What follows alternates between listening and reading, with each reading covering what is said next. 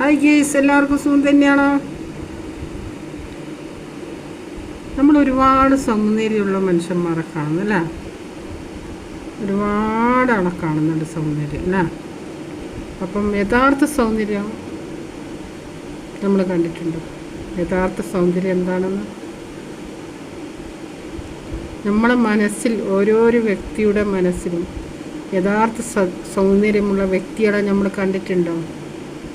ഞാനും നിങ്ങളും കണ്ടിട്ടുണ്ടായിരിക്കാം, നമ്മുടെ ജീവിതത്തിൽ കണ്ടിട്ടുണ്ടാവുമായിരിക്കാം.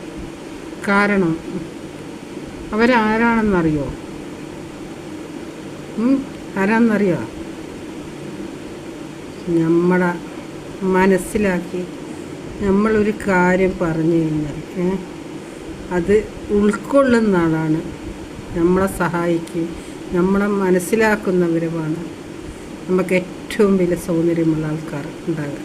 കാരണം നമ്മളെ മനസ്സിലാക്കി നമ്മളെ സഹായിക്കുന്നവരും നമ്മളോട് സ്നേഹത്തോടെ പെരുമാറുന്നവരും അവരൊക്കെയാണ് സൗന്ദര്യമുള്ള ആൾക്കാർ. അതാണ് നമുക്ക് സൗന്ദര്യമായിട്ട് തോന്നുക. അല്ലാണ്ട് മറ്റുള്ളവർ സൗന്ദര്യം ഉണ്ടായിട്ട് നമുക്കെന്തായാലും നമ്മൾ വെറുതെ ചിന്തിക്കുക, ഓല് അങ്ങനെ സൗന്ദര്യം, ഇതിങ്ങനെ സൗന്ദര്യം. പക്ഷേങ്കിൽ നമ്മളൊന്ന് പറയുന്നുള്ളൂ, പക്ഷെ നമ്മുടെ മനസ്സിൽ ഏറ്റവും സൗന്ദര്യം കാണാൻ അവരെയാണ്. കാരണം നമ്മളെ മനസ്സാണ് എപ്പോൾ നന്നാക്കട്ടെ. ആ മനസ്സിന് സൗന്ദര്യം വന്നാൽ എന്തുണ്ടായി? ശരീരത്തിന് സൗന്ദര്യം ഉണ്ടായി. അതാണ് ഏറ്റവും വേണ്ടത്. ഇല്ലാണ്ട് നമ്മൾ കുറേ ക്രീം വെച്ച് കുറേ പിന്നെ ഇതൊന്നും തേച്ചുകൊണ്ടൊന്നും സൗന്ദര്യം, അത് യഥാർത്ഥ സൗന്ദര്യമാകുന്നില്ല. സൗന്ദര്യം എന്ന് പറഞ്ഞാൽ അതാണ്. എല്ലാം നിങ്ങൾ പറയുന്നുണ്ടോ?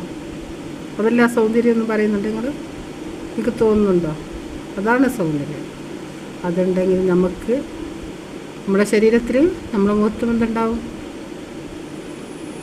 നമ്മൾ മുസ്ലിംസിൽ ഈമാൻ. അങ്ങനെ എല്ലാ മതത്തിലുമുണ്ട്. എല്ലാവരും ഒരേ മനുഷ്യന്മാരാണ്. അങ്ങനെ ആരും വേറെ ഒന്നുമില്ല. എല്ലാ രക്തഗുണം ഒന്ന് തന്നെയാണ്. Okay, hi.